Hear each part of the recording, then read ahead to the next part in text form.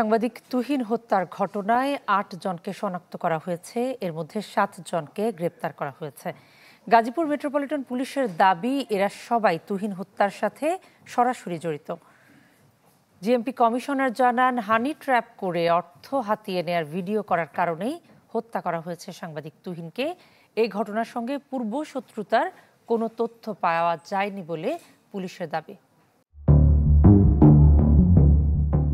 বৃহস্পতিবার রাতে গাজীপুর চৌরাস্তায় বহু মানুষের সামনে হত্যার শিকার হন সাংবাদিক আসাদুজ্জামান তুহিন। সিসি ফুটেজে হামলাকারীদের চেহারা স্পষ্ট। এর সূত্র ধরেই ৮ জনকে শনাক্ত করে আইনশৃঙ্খলা বাহিনী।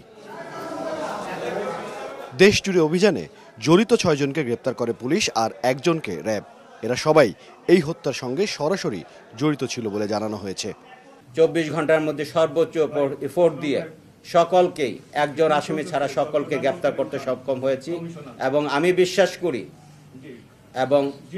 বিশ্বাস করি প্রত্যেকেই এই মামলায় প্রত্যেকেরই ক্যাপিটাল পানিশমেন্ট হওয়া উচিত। গাজীপুর পুলিশ কমিশনার ব্রিফিংয়ে জানান, হানি ট্র্যাপ করে অর্থ হাতিয়ে নেওয়ার ভিডিও করেন সাংবাদিক তুহিন। এ কারণেই খুন করা হয় তাকে। পূর্ব শত্রুতার কিছু পায়নি পুলিশ। আগে থেকে উৎপেতে থাকা গোলাপির যে সহচর আরো ৬-৭ জন চাপাতি হাতে এই বাদশাকে পিছন থেকে কূপ দিতে থাকে। এলোপাতারি যখন কূপ থেকে বাদশা তখন পালিয়ে যায়।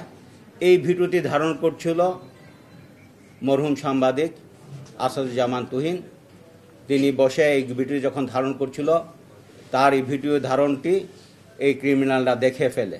এক পর্যায়ে তাকেও তার উপরও আক্রমণ চালায়। সে দৌড়ে গিয়ে একটা মুদির দোকানে যায়, সেখানে গিয়ে তাকে উপর কুপিয়ে হত্যা করে। জিএমপি কমিশনার বলেন, আগামী ১৫ দিনের মধ্যে এই মামলার চার্জশিট দেওয়া হবে। এ হত্যাকাণ্ড তদন্ত ও গ্রেপ্তার নিয়ে র্যাব আলাদা করে ব্রিফ করেছে।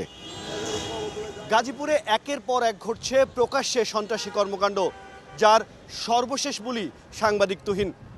গাজীপুর কমিশনার বললেন, এর ব্যর্থতা পুলিশের, তবে ভীত সন্ত্রস্ত পুলিশকে ঘুরে দাঁড়াতে সবার সহযোগিতা চান তিনি। হিরণ খান, চ্যানেল 24, গাজীপুর।